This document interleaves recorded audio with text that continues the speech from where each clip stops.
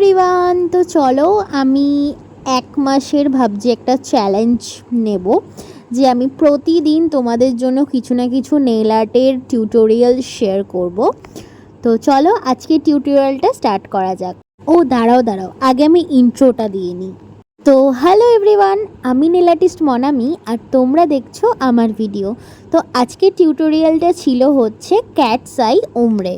তো তোমরা ফার্স্ট থেকেই দেখতে পেলে আমি সিল্কসের ব্ল্যাক পলিশ ইউজ করেছি 2 কোট।